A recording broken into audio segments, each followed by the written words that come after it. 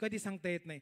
Sir मी त्याचा चांगल्या प्रकारे माझ्याकडे खूप चुकीचं होतं, परंतु मी त्यांना राईट ट्रॅकवर आणलेलं. एकही क्रेडिट कार्ड मी बंद केलं नाही, पण त्याच्यावर प्रॉपर काम करतो. एकही क्रेडिट कार्डवर नील नाही, म्हणजे लोन नाही आहे या ठिकाणी मला सांगावं लागलं.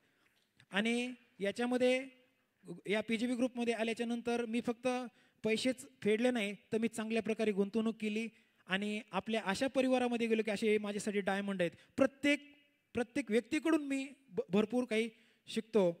आता शेवटी मी जाता जाता एवढंच म्हणेन, जर खिशात जर आपले अर्थ जर असेल तर आपल्या जीवनाला अर्थ आहे, नाही तर आपले जीवन व्यर्थ आहे.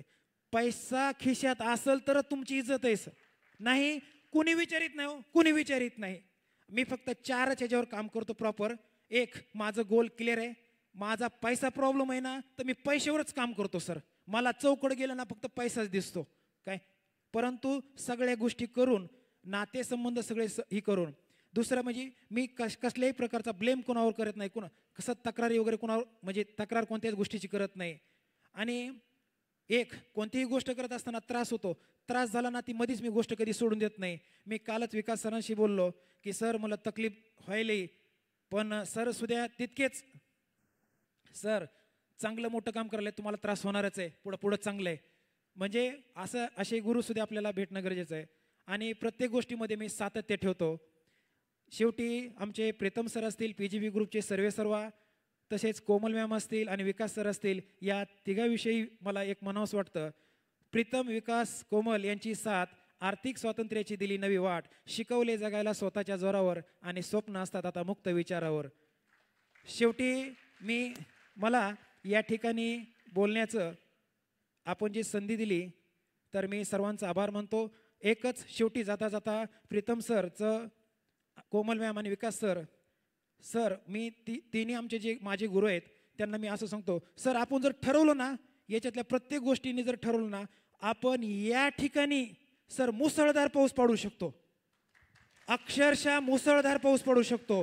कसं, फक्त एक शेवटची ऍक्टिव्हिटी करूया आणि मी माझ्या वाणीला पूर्ण विराम देणार आहे. सगळे जणांचे आपले पेन डायरीना सगळे रिलॅक्स खाली ठेवा. फक्त 1च मिनिटाची फक्त ऍक्टिव्हिटी आहे. सगळे रिलॅक्स बसा, रिलॅक्स सर्वांनी.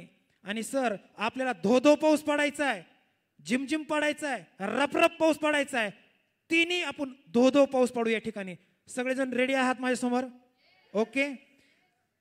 सर्वांनी काय करायचंय, आपला जो काही डावा हात आहे वरी दाखवायचा सर्वांनी. आणि अंगठ्याच्या शेजारचं जे काही बोट आहे, मी ज्यावेळेस एक बोट करील त्यावेळेस फक्त एकच बोट काय करायचंय, त्या ह्याच्यावर काय करायचं, वाजवायचंय. एक, मी ज्यावेळेस 2 ही करील त्यावेळेस 2 बोटं वाजवायचे आहेत. आणि ज्यावेळेस मी 3 करेल 3 वाजवायचे आहेत. ज्यावेळेस मी 4 करेल 4. आणि ज्यावेळेस मी 1 कमी करेल त्यावेळेस 1 तुम्ही कमी करायचं आहे. नंतर 2 बोटं खाली केले, 2 बोटं ही करायचे आहेत. Okay, are you ready? Yes. Okay. एक बोटाने टाळी वाजवायला सुरुवात करायची आहे. अगदी थोडक्यात पाऊस पडायला सुरुवात झालेली आहे सर. अगदी आता आभाळ खूप आलेलं आहे, एक सुंदर अशी गार हवा सुटलेली आहे. पाऊस वाढलाय सर.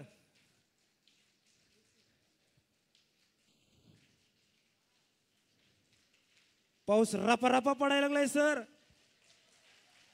सर भिजायला लागलोय सर. ढग पुढं चाललाय, ढग पुढं चाललाय. पावसाचा जोर कमी यायलाय.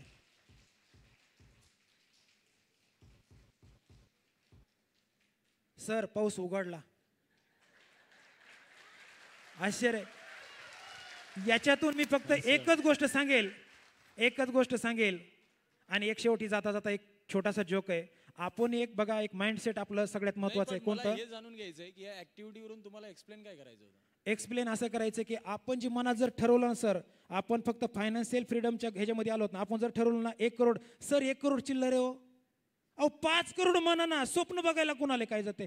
हा काय 1 करोड काय, जितके मोठे स्वप्न. सर मला एक आवर्जून एक नोंद करावं लागेल. आमच्या शाळेमध्ये जे रिटायर झालेत ना, त्यांचं शेवटचं पेन्शनची फाईल मी करतो, तर त्यावेळेस त्यांना भेटणार रक्कम मी आवर्जून ऐकतो. सर रिटायर झाले, तुम्हाला किती पैसे मिळाले? 45 लाख 40 लाख. सर मला स्वप्न पडलेले आहेत कोटीचे, 5 कोटी. ज्यावेळेस मी रिटायर होईल ज्यावेळेस रिटायर होईल तेव्हा मला एकच मुलगा आहे, मी त्याला कमीत कमी 3 कोटी आणि जास्तीत जास्त 5 कोटी त्याला प्रेझेंट करणार आहे. किती? एक.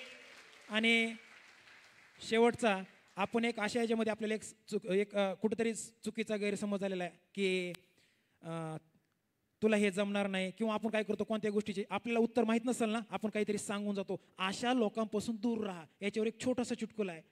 एक कधी कधी काय होतं की लहान मुलगा असतं, निरागस लेकरं असतात, निरागस, आणि आईसोबत जर मंदिरामध्ये गेलं तर ते काय म्हणतात की आई हे नारळात पाणी कसं आहे. आई काय म्हणते, देवाची करणी, देवाची करणी, नारळात पाणी. मग दुसऱ्या दिवशी काय झालं, ते नारळ फोडला, पण तिसऱ्या दिवशी गेल्यानंतर ते नारळ नास का निघला, नारळात पाणीच निघलं नाही. देवाची करणी, आणि आई तू तर म्हणली नारळात पाणी असते, मग ह्याच्यात कसं काय पाणी निघलंय. देवाची करणी, नारळात नसते पाणी.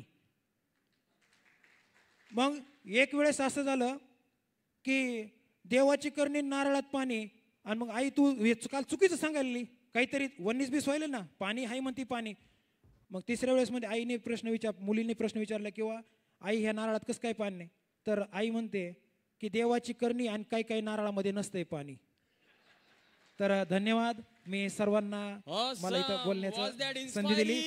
धन्यवाद. Yes, thank you so much. Great, superb.